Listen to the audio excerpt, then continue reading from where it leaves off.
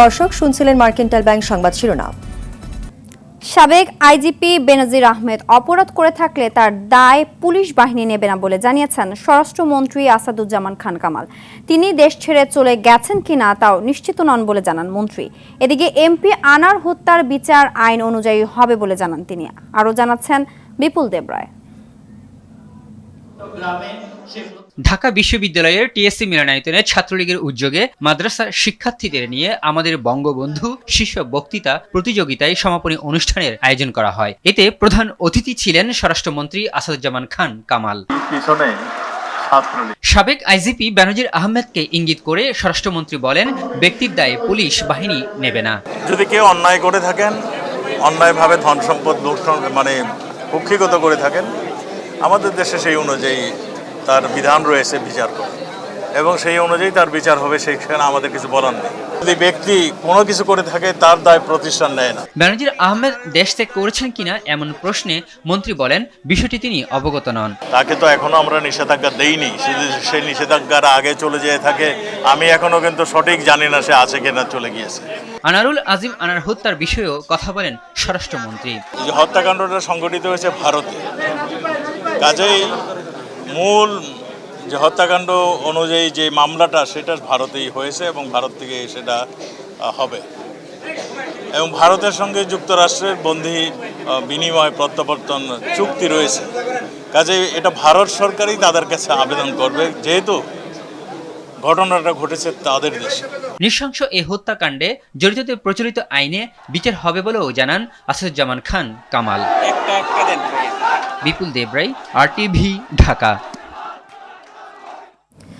এদিকে এমপি আজিম হত্যাকাণ্ডের ঘটনায় সন্দেহভাজন জড়িতদের মধ্যে সিয়াম নেপালের কাঠমান্ডুতে রয়েছে বলে ধারণা করছেন ডিএমপির অতিরিক্ত কমিশনার হারুনুর রশিদ।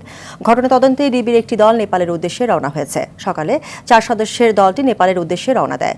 বিমানবন্দরের সাংবাদিকদের হারুনুর রশিদ বলেন, এই হত্যাকাণ্ডের মূল পরিকল্পনাকারী আখতারুজ্জামান শাহিনের সহযোগী সিয়াম নেপালের গ্রেফতারের কথা শুনেছেন। এই হত্যার সঙ্গে জড়িত অনেকেই নেপালের কাঠমান্ডুতে অবস্থান করছে, সেটি নিয়ে তদন্ত করতে যাচ্ছে তার দল। তিনি বলেন, ইন্টারপোলে ইতিমধ্যে চিঠি দেওয়া হয়েছে। কাঠমান্ডু পুলিশের সঙ্গে তথ্য আদান প্রদান চলছে।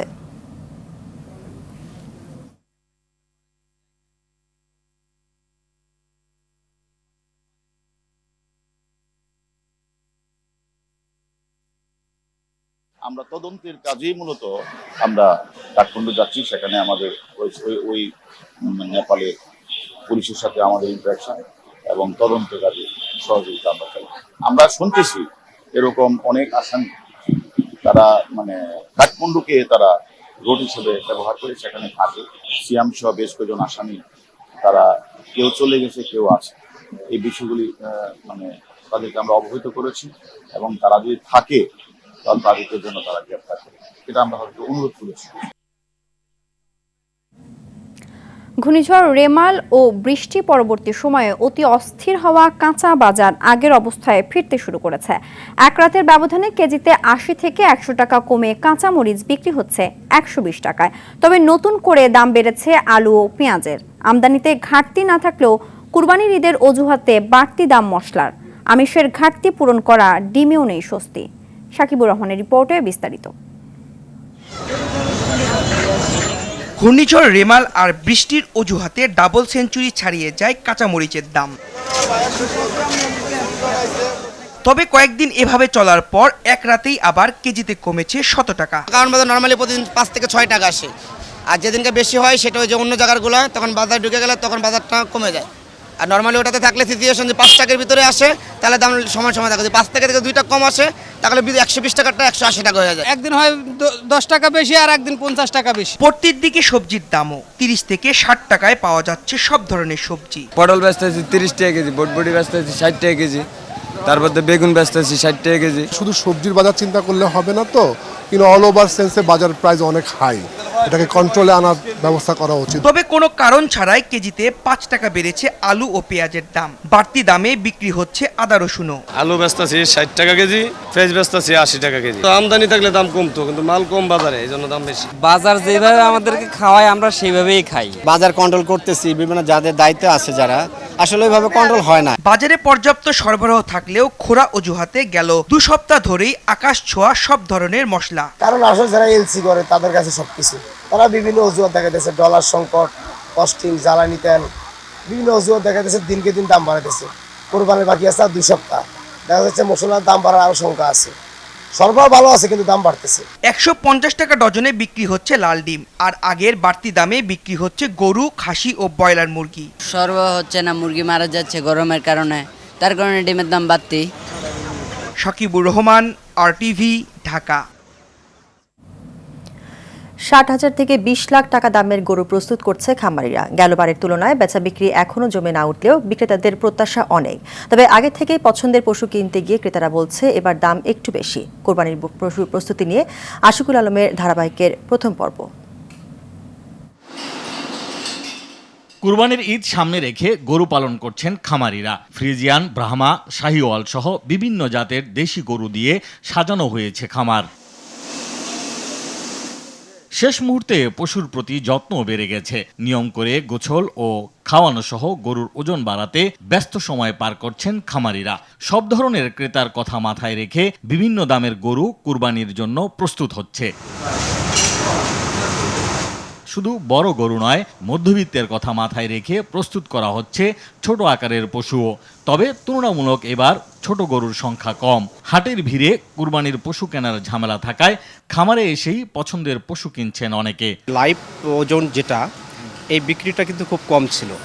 তাতে বোঝা যাচ্ছে এবছরে এটাকে মানুষ প্রাধান্য বেশি দিচ্ছে, এবং এই জন্য দিচ্ছে যে হাটবাজারে গরু কিনে যে মানুষ প্রতারিত হয়েছে, এই জন্য লাইভ ওজনের দিকে মানুষ চলে যাচ্ছে।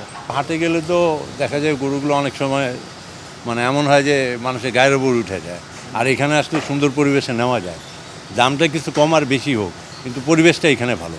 রাজধানীর মোহাম্মদপুরের দুধের বাড়ি এগ্রো খামারি জানান, মধ্যবিত্তের কথা মাথায় রেখে মাঝারি ও ছোট আকারের গরু বেশি আনছেন তারা। আমাদের এই মোহাম্মদপুরের দুধের বাড়ি এগ্রোটা একটু ব্যতিক্রম। আমরা সবসময়ই 1 লাখের নিচে এবং 1 লাখের থেকে সামান্য বেশি এই ধরনের গরু আমাদের ফার্মে প্রচুর থাকে।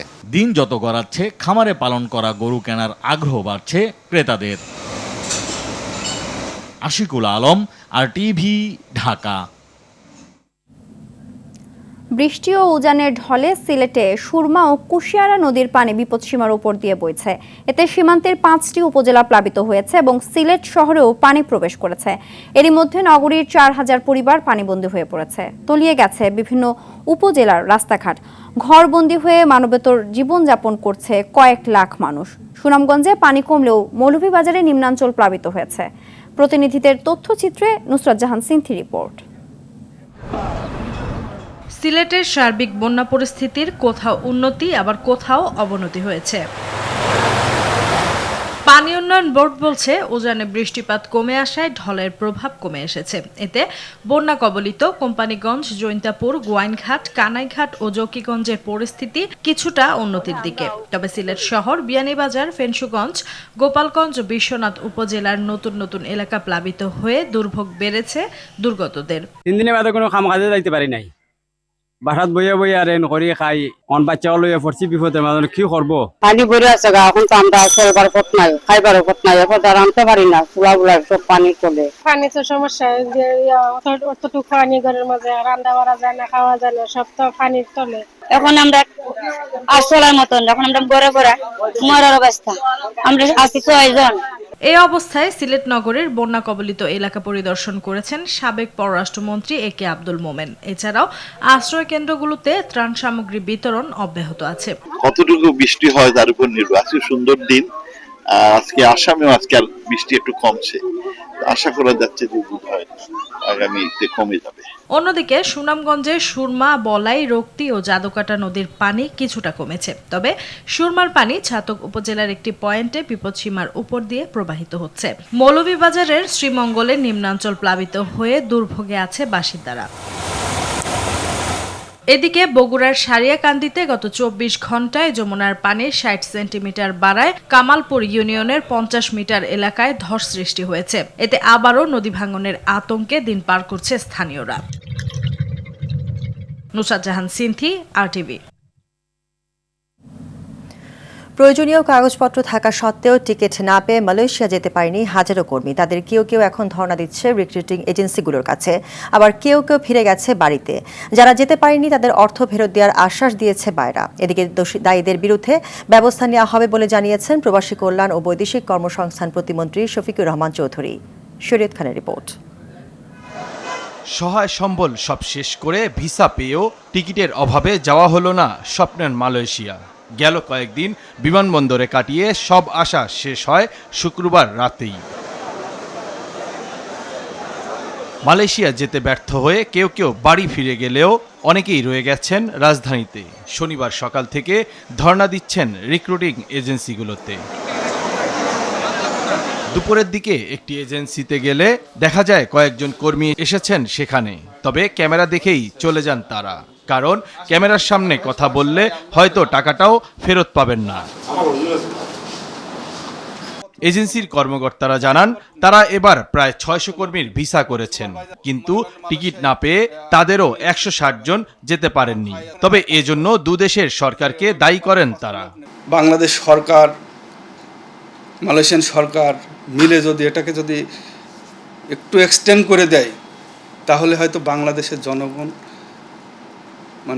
উপকৃত হবে। যারা যেতে পারেননি তাদের সংখ্যা নিয়ে রয়েছে ধোঁয়াশা। কেউ কেউ ৩০,০০০-এর বেশি বললেও Bangladesh association of international recruiting agencies বাইরা মহাসচিব জানান টিকিটের জন্য ৩ থেকে ৪,০০০ কর্মী যেতে পারেননি। যারা যেতে পারেনি তাদের অর্থ ফেরতের ব্যবস্থা করা হবে বলেও জানান তিনি। কালকে রাতের পরে তো আর কার কত লোক যায়নি এগুলো কোনো তথ্য আমরা সঠিকভাবে সংগ্রহ করতে পারিনি। সময় বাড়ানোর জন্য মন্ত্রণালয় একটা চিঠি দিয়েছিল, সেটা কোনো উত্তর আসেনি। এখন আবার করতেছে বাড়ানোর জন্য, বাড়াবে কিনা সেটা জানি না। যাদের গাফিলতিতে কর্মীরা যেতে পারেনি তাদের বিরুদ্ধে ব্যবস্থা নেওয়া হবে বলে জানান প্রতিমন্ত্রী। তদন্ত কমিটি হবে, তদন্ত কমিটির মাধ্যমে যাদের বিরুদ্ধে এই সমস্ত জিনিস উঠে আসবে তাদের বিরুদ্ধেই আমরা ব্যবস্থা গ্রহণ করব, শাস্তিমূলক ব্যবস্থা করব। তাদেরকে ছাড় দেওয়া হবে না। মানুষকে নিয়ে ছিনিমিনি খেলা করা মাননীয় প্রধানমন্ত্রী সহ্য করেন না, আমরাও সহ্য করব। সরকার নির্ধারিত ৭৮,০০০ টাকার পরিবর্তে ৬ লাখ টাকা দিয়েও মালয়েশিয়া যেতে পারেনি কর্মীরা। এখন টাকা ফেরত পাওয়ার আশায় দিন গুনতে হবে এই হাজারো কর্মীর। শরীয়ত খান, RTV, ঢাকা। দর্শক, এ বিষয়ে মালয়েশিয়া থেকে জানাচ্ছেন সহকর্মী মোস্তফা ইমরান রাজু। বেশিরভাগই কিন্তু এয়ারপোর্ট ছেড়েছে বলে আমরা জানতে পেরেছি। একসঙ্গে অনেক বাংলাদেশি ৩১শে মের আগে কুয়ালালামপুর বিমানবন্দরে আসায় এক ধরনের জটিলতা তৈরি হয়েছিল এবং সেই জটিলতা থেকে বহু বাংলাদেশি কর্মীকে বিমানবন্দরের বিভিন্ন স্থানে বিচ্ছিন্নভাবে ঘোরাফেরা করতে দেখা গিয়েছিল, যেটা কিন্তু মালয়েশিয়ার বিভিন্ন স্থানে সমালোচনার জন্ম দিয়েছিল। সেই সমস্যা থেকে অনেকটা কাটিয়ে উঠেছে ইমিগ্রেশনের পক্ষ থেকে এবং মালয়েশিয়ার বাংলাদেশ হাই কমিশনের পক্ষ থেকে যে তথ্য জানানো হয়েছে, সেখানে বলা হয়েছে যে বেশিরভাগ বাংলাদেশি কর্মী তাদের নিয়োগকর্তার মাধ্যমে কিন্তু বিমানবন্দর ছেড়েছে।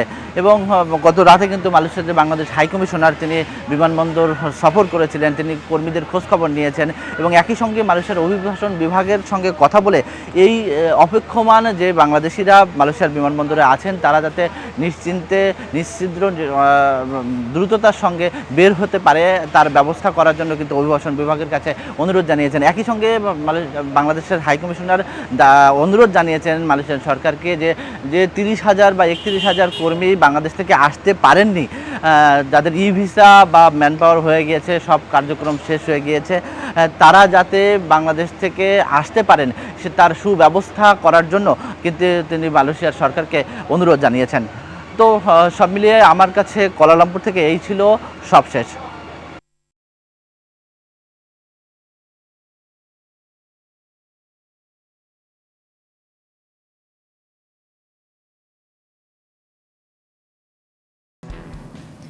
আসছে বাজেটে আবারও ঢালাভাবে কালো টাকা সাদা করার সুযোগ থাকছে। 2020-21 অর্থ বছরে 10% কর দিয়ে কালো টাকা সাদা করার সুযোগ দেওয়া হলেও এবার তা 15% হচ্ছে। এদিকে বৈধ টাকার কর 25 থেকে বাড়িয়ে 30% করার পরিকল্পনা করছে সরকার। ট্রান্সপারেন্সি ইন্টারন্যাশনাল TIBর মতে সরকারের এমন সিদ্ধান্ত অসাংবিধানিক, বৈষম্যমূলক ও দুর্নীতি সহায়ক। বিস্তারিত জানাচ্ছেন নাজিব ফরাইসি। সাধারণ ক্ষমার আওতায় 2024-25 অর্থ বছরের বাজেটে বিনা প্রশ্নে ঢালাওভাবে অপ্রদর্শিত অর্থ বৈধ করার সুযোগ থাকছে। অর্থ মন্ত্রণালয়ের সূত্রে জানা যায় 15% কর পরিশোধ করে কালো টাকা সাদা করার সুযোগ দেওয়ার কথা ভাবছে সরকার। ফলে অর্থের উৎস সম্পর্কে সরকারি কোনো সংস্থা প্রশ্ন করতে পারবে না। অর্থ পাচার ঠেকাতে এমন সিদ্ধান্ত বলে জানায় মন্ত্রণালয়। তবে একে নেতিবাচক হিসেবেই দেখছে অর্থনীতিবিদ ও সুশীল সমাজের প্রতিনিধিরা। অর্থনীতিবিদ MM আকাশ মনে করেন, কালো টাকা সাদা করার সুযোগ দেওয়ার কারণে সরকারের রাজস্ব আদায় বাড়বে না, বরং কমবে। যে অন্যায় করলো তাকে আপনি সুযোগ দিলেন, আর যে ন্যায়সঙ্গত কাজ করলো তাকে আপনি পানিশমেন্ট করলেন। তাহলে কোনো ক্রমেই তো এটা অর্থনৈতিক নৈতিকতার মধ্যে পড়ে না। কালো টাকা করাটাই সাদা রাখার চেয়ে লাভজনক। এই জিনিসটা তো হোল অর্থনীতির জন্য একটা রং সিগন্যাল। ট্রান্সপারেন্সি ইন্টারন্যাশনাল বাংলাদেশ TIBর নির্বাহী পরিচালক ডক্টর ইফতেখারুজ্জামান বলেন, কালো টাকা সাদা করার সুযোগ অবৈধ উপার্জনকেই উৎসাহিত করবে। বৈধ আয়ে 30%, বিপরীতে অবৈধ আয়ে 15% কর। এমন সিদ্ধান্ত কোন নৈতিকতার ভিত্তিতে, সে প্রশ্নও রাখেন তিনি। শুধুমাত্র বৈষম্যমূলক স্বাভাবিক বিবেচনা সেটা না, এটা হচ্ছে অনৈতিকতা বর্জিত বৈষম্যমূলক। দুর্নীতিকে প্রশ্রয় দেওয়া হচ্ছে, অবৈধ উপার্জনকে উৎসাহিত করা হচ্ছে। কালো টাকা সাদা করার এমন সুযোগ দেয়া সংবিধানের সঙ্গেও সাংঘর্ষিক বলে মত তার। অসাংবিধানিক, বৈষম্যমূলক এবং দুর্নীতি সহায়ক ব্যবস্থা হওয়া সত্ত্বেও এটা যেটা করা হচ্ছে, এটা কোনো অবস্থায় গ্রহণযোগ্য নয়। এই পথ থেকে সরকারের সরে আসা উচিত। NBR এর তথ্য মতে 10% কর দিয়ে 2020-21 অর্থ বছরে 11,839 জন 20,500 কোটি টাকা বৈধ করেন। এতে আদায় হয় 2,064 কোটি টাকার রাজস্ব। আর 2021-22 অর্থ বছরে মাত্র 7.5% কর দিয়ে বিদেশ থেকে অঘোষিত অর্থ দেশে আনার সুযোগও দেয়া হয়েছিল। তবে কেউই সরকারের দেয়া এই সুযোগ নেননি। নাজিব ফরায়েজি, RTV, ঢাকা।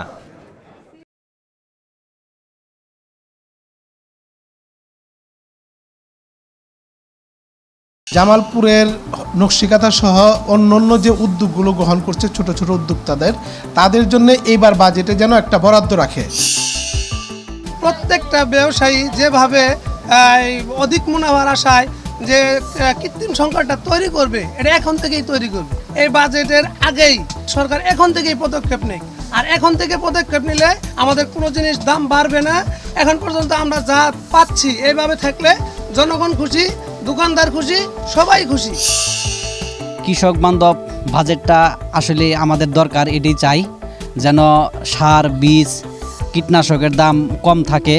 সরকার যেন এই বছরে কৃষকদের জন্য একটু ভর্তুকি দেয়, আমরা যেন কোনো ক্ষতিগ্রস্ত না হই। দাম বৃদ্ধির কারণে অনেক ফার্ম এখন বর্তমানে বসে আছে। সামনে যদি পোলট্রি ক্ষেত্রে যদি সরকার বাজেটে যখন ভর্তুকি দেয়, তাহলে দেখা যাচ্ছে ব্যবসার গতিটা আবার হয়তো ফিরে আসবে।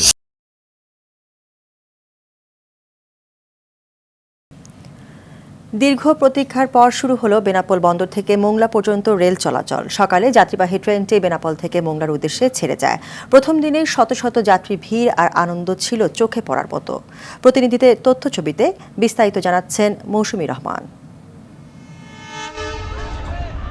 দীর্ঘ ৭৩ বছর পর দেশের বৃহত্তম স্থলবন্দর বেনাপোল ও সমুদ্র বন্দর মোংলার মধ্যে যাত্রা শুরু করল মোংলা কমিউটার নামে ট্রেনটি। এতদিন পর ট্রেন চালু হওয়ায় যেন উৎসবের আমেজ যাত্রীদের মাঝে। সকাল 10টায় 600 যাত্রী নিয়ে বেনাপোল থেকে মোংলার উদ্দেশ্যে ছেড়ে যায় ট্রেনটি। বেলা 11টায় যশোর জংশনে এসে পৌঁছায়। যাত্রা বিরতি শেষে ফের রওনা হয়ে দুপুর 2টার পরে মোংলা বন্দরে পৌঁছায়। পরে মোংলা থেকে 361 জন যাত্রী নিয়ে বেনাপোলের উদ্দেশ্যে আবার যাত্রা করে ট্রেনটি। এই যাত্রায় ভোগান্তি ও সময় কমে আসায় বাঁধ ভাঙা খুশি দেখা যায় যাত্রীদের মাঝে।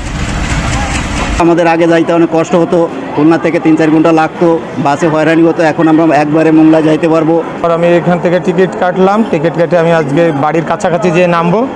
আমি এই জন্য ভীষণ আনন্দিত। আমরা সপরিবারে ঘুরতে যাচ্ছি মোংলাতে, নতুন ট্রেন চালু হয়েছে, এর জন্য আমরা খুব আনন্দিত। অত্যন্ত কম ভাড়ায় আমরা কিন্তু আজকে বেনাপোল পর্যন্ত পৌঁছে যাচ্ছি। বাই রোডে যেতে গেলে আমাদের অনেক টাকা খরচ হতো। রেল কর্তৃপক্ষ জানায় সপ্তাহের প্রতিদিন একটি ট্রেন চলবে এই রুটে। ভাড়া নির্ধারণ করা হয়েছে সর্বনিম্ন 20 টাকা ও সর্বোচ্চ 85 টাকা। এই রেল লাইনটি মাননীয় প্রধানমন্ত্রী এবং ভারতের প্রধানমন্ত্রী যৌথভাবে গত 1 নভেম্বর উদ্বোধন করেছেন। আমরা সেই উদ্বোধনের পরে আজকে আমরা বাণিজ্যিকভাবে ট্রেন চলাচল শুরু করতে যাচ্ছি। এখান থেকে প্রতিদিন এক পেয়ার ট্রেন এভাবে আসবে এবং যাবে। ট্রেনটি চলাচল করবে যশোর, ফুলতলা ও খুলনা হয়ে মোংলা পর্যন্ত। মৌসুমী রহমান, RTV। দেশে লুটের সাম্রাজ্য তৈরি করে দুর্নীতির বিরুদ্ধে রাগঢাক সাধারণ মানুষের সাথে সরকারের আরেক প্রতারণা, এমন মন্তব্য করেছেন বিএনপি মহাসচিব মির্জা ফখরুল ইসলাম আলমগীর। গণতন্ত্র ফিরিয়ে আনতে সংগ্রাম চলছে জানিয়ে ফখরুল বলেন, জয় না আসা পর্যন্ত এ লড়াই চলবে। বিএনপির প্রতিষ্ঠাতা ও প্রয়াত রাষ্ট্রপতি জিয়াউর রহমানের 43তম শাহাদাত বার্ষিকী উপলক্ষে দুপুরে জাতীয় প্রেসক্লাবে সম্মিলিত পেশাজীবী পরিষদ আয়োজিত আলোচনায় বিএনপি মহাসচিব এসব কথা বলেন। 4 তারিখে সপরিবারে একেবারে এয়ারলাইন্সের নামটাও দিয়েছে, সিঙ্গাপুর এয়ারলাইন্সে চলে গেল। কেউ ছাড় পাবে না, আমরা সবাইকে বিচার করি সবাই। এটা কি আপনার মানুষকে আহম্মক মনে করেছেন? বাংলাদেশের মানুষকে, বাংলাদেশের মানুষ তো আহম্মক না, সবাই বোঝে যে এগুলো হচ্ছে আপনাদের সমস্ত লোক দেখানো প্রতারণা, যেভাবে এখন পর্যন্ত প্রতারণা করে আপনারা দেশ শাসন করছেন। আজকে আমাদেরকে সবসময় মনে রাখতে হবে, এরা বাংলাদেশটাকে একটা লুটের সাম্রাজ্যে পরিণত করেছে, লুটপাট বর্গীর দেশ তৈরি করেছেন না। এ বছরে এইচএসসি পরীক্ষা আগামী 30 জুন থেকে শুরু হচ্ছে। সব ধরনের অপপ্রচার থেকে দূরে থেকে শিক্ষার্থীদের পরীক্ষার প্রস্তুতি নেওয়ার আহ্বান জানিয়েছে মাধ্যমিক ও উচ্চ মাধ্যমিক শিক্ষা বোর্ড। এইচএসসি পরীক্ষা 1 মাস পিছিয়ে দেওয়া হয়েছে মর্মে একটি বিজ্ঞপ্তি গতকাল সামাজিক যোগাযোগ মাধ্যমে ছড়িয়ে পড়ে। এটিকে ভুয়া বলে আখ্যায়িত করেছে মাধ্যমিক ও উচ্চ মাধ্যমিক শিক্ষা বোর্ড। সকালে মাধ্যমিক ও উচ্চ মাধ্যমিক শিক্ষা বোর্ডের জরুরি বিজ্ঞপ্তিতে এই কথা বলা হয়।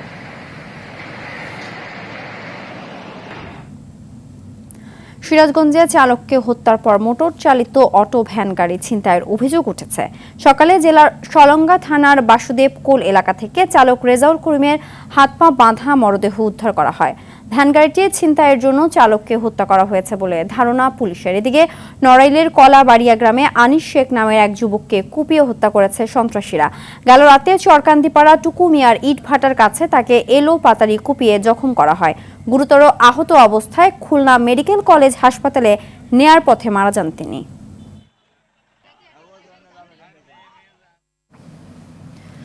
আজ থেকে 3 মাসের জন্য বন্ধ ঘোষণা করা হয়েছে সুন্দরবনের প্রবেশ। এ সময় সুন্দরবনের সব নদী ও খালের মাছ ধরা বন্ধের পাশাপাশি পর্যটক প্রবেশেও নিষেধাজ্ঞা জারি করা হয়েছে।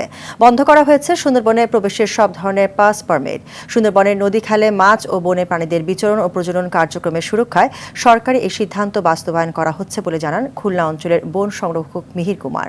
এ সময় তিনি বলেন, সরকারের সিদ্ধান্তে 2021 সালের 1 জুন থেকে 31 আগস্ট পর্যন্ত সুন্দরবন বন্ধ রাখা হয়। তারই ধারাবাহিকতায় এ বছর এই নিষেধাজ্ঞা দেওয়া হয়। এদিকে 3 মাস সুন্দরবনে প্রবেশ নিষিদ্ধ করায় বিপাকে পড়েছেন বনের উপর নির্ভরশীল লাখো মানুষ।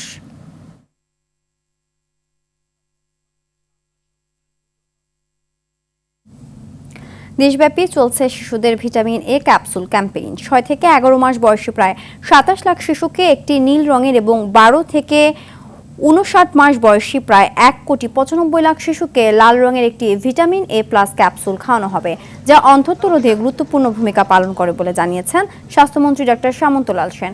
সকালে ন্যাশনাল ইনস্টিটিউট অফ প্রিভেন্টিভ ও সোশ্যাল মেডিসিনে এই ক্যাম্পেইনের উদ্বোধন করে এসব কথা বলেন তিনি। এ সময় শিশুদের নিকটস্থ স্বাস্থ্য কেন্দ্রে এসে ক্যাপসুল খাওয়ানোর আহ্বান জানান মন্ত্রী।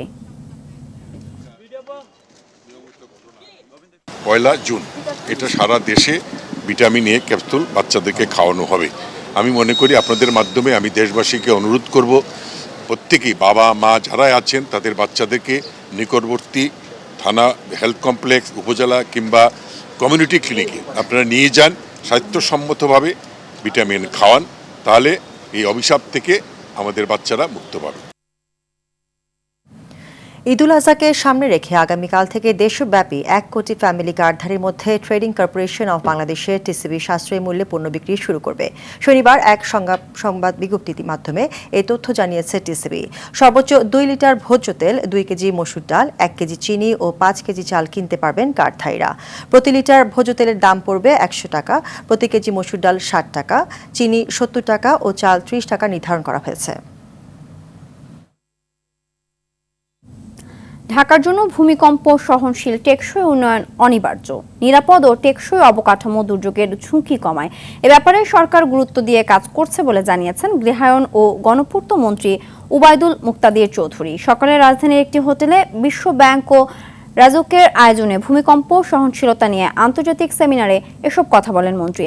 সেমিনারে প্রধানমন্ত্রীর বেসরকারি শিল্প ও বিনিয়োগ উপদেষ্টা সালমান এফ রহমান, রাজুকের চেয়ারম্যান, গৃহায়ন ও গণপূর্ত সচিব সহ দেশি বিদেশি অতিথিরা উপস্থিত ছিলেন। দুদিনের এই সেমিনার শেষ হবে কাল।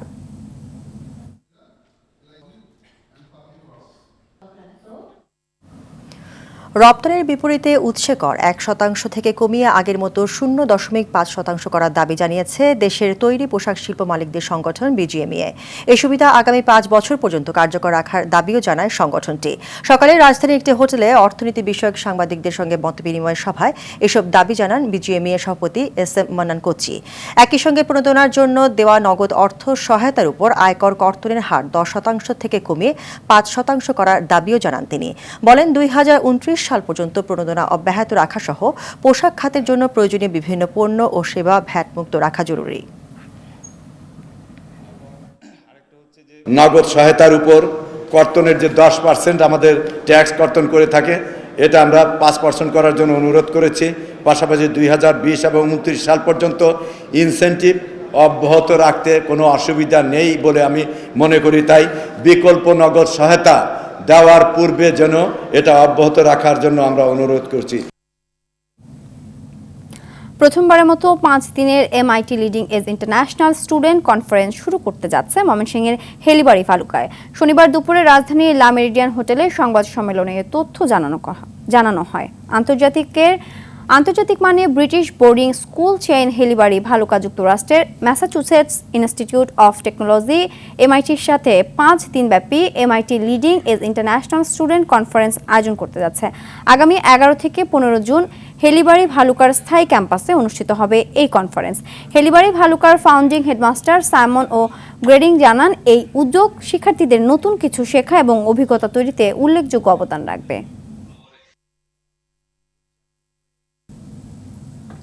মুক্তিযুদ্ধের চেতনায় উজ্জীবিত হয়ে নবীন নাবিকরা বাংলাদেশের সমুদ্র সীমা নিরাপত্তা বিধানের পাশাপাশি স্মার্ট বাংলাদেশ গঠনে অগ্রণী ভূমিকা পালন করবে বলে মন্তব্য করেছেন নৌবাহিনী প্রধান অ্যাডমিরাল এম নাজমুল হাসান।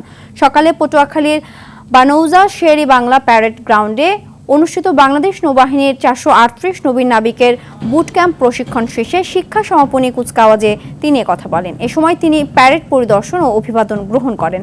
পরে তিনি নবীন নাবিকদের মাঝে পুরস্কার বিতরণ করেন। শিক্ষা সমাপনী কুচকাওয়াজ শেষে নৌবাহিনী প্রধান বানৌজা শেরে বাংলায় নবনির্মিত বাংলাদেশ নৌবাহিনী স্কুল অ্যান্ড কলেজ পটুয়াখালী এর উদ্বোধন করেন।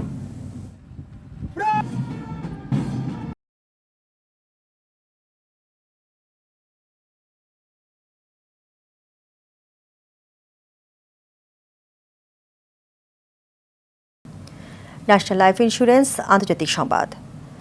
বিক্ষিপ্ত সংঘর্ষ, সড়ক অবরোধ ও ভাঙচুরের মধ্য দিয়ে শেষ হলো ভারতের 18তম লোকসভা নির্বাচনের 7ম ও শেষ দফার ভোট। পশ্চিমবঙ্গ সহ দেশটির 7টি রাজ্য ও একটি কেন্দ্রশাসিত অঞ্চলের 57 আসনে ভোট গ্রহণ হয়। ভারতের নির্বাচন কমিশনের দেওয়া সবশেষ তথ্য অনুযায়ী সারা দেশে গড় ভোটদানের হার 58.34%। এ দফা নির্বাচনে উত্তরপ্রদেশের বারাণসী আসনে প্রতিদ্বন্দ্বিতা করেছেন প্রধানমন্ত্রী নরেন্দ্র মোদী। এছাড়াও উল্লেখযোগ্য প্রার্থীদের মধ্যে আছেন অভিনেত্রী কঙ্গনা সেন, কেন্দ্রীয় মন্ত্রী অনুরাগ ঠাকুর, তৃণমূলের সর্বভারতীয় সাধারণ সম্পাদক অভিষেক বন্দ্যোপাধ্যায়ের মতো শক্তিশালী প্রার্থী। ফলাফল প্রকাশ হবে আগামী 4 জুন।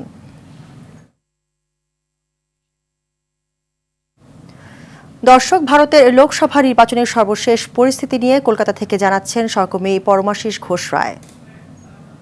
শ্রেষ্ঠ গণতন্ত্রের উৎসব যেটা বললে ভুল হবে না, সেটা হচ্ছে ভারতের লোকসভা নির্বাচন।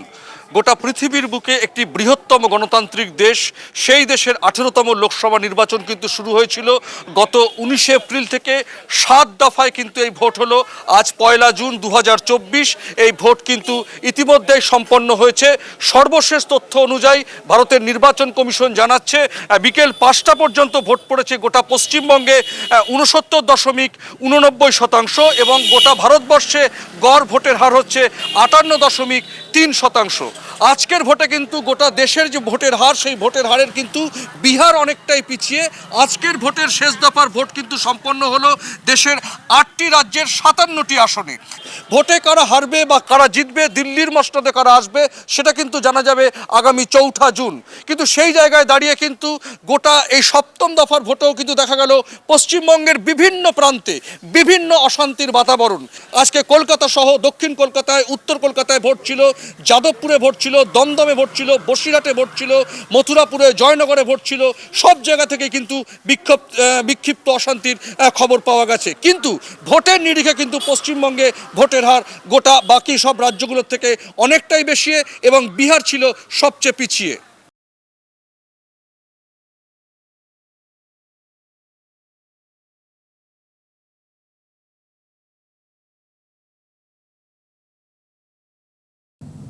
ফিলিস্তিনের গাজায় যুদ্ধ বন্ধে ইসরায়েলের নতুন প্রস্তাব মেনে নিতে হামাসের প্রতি আহ্বান জানিয়েছেন যুক্তরাষ্ট্রের প্রেসিডেন্ট জো বাইডেন।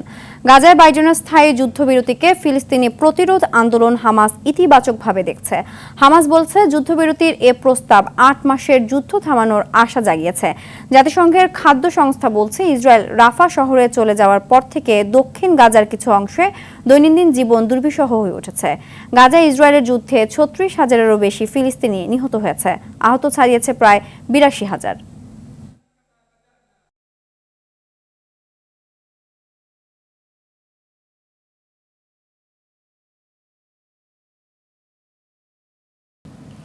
খেলার খবর ক্রিকেট।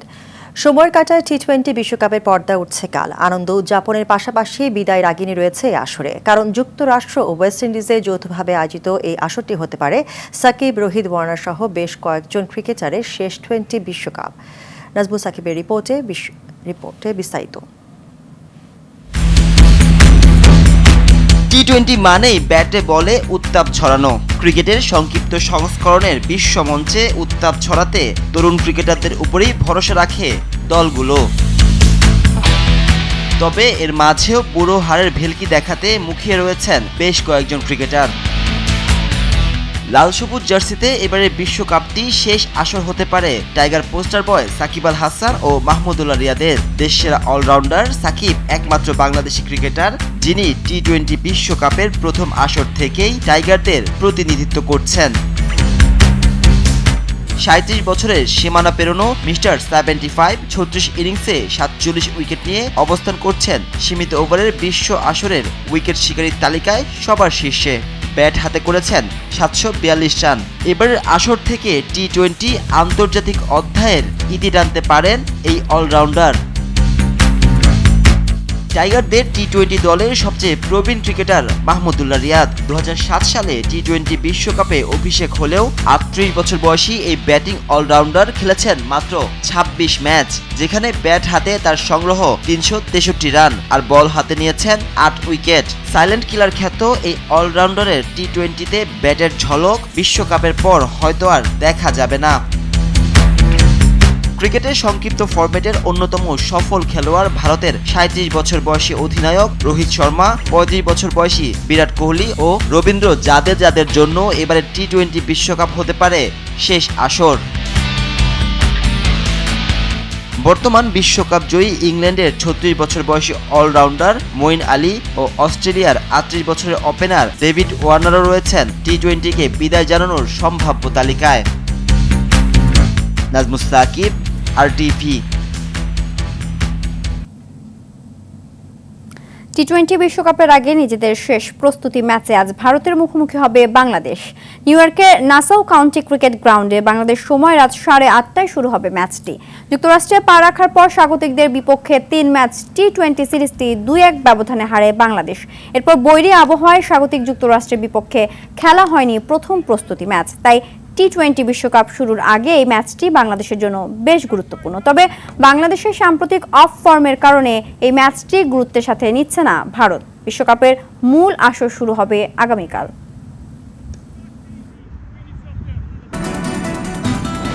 সন্ধ্যার সংবাদ এ পর্যন্তই। সবশেষ সংবাদ জানতে যে কোনো মোবাইল ফোন থেকে 24141 নম্বরে ডায়াল করুন। রাতের সংবাদ 11:15টায় দেখার আমন্ত্রণ রইল। ধন্যবাদ সবাইকে। ধন্যবাদ।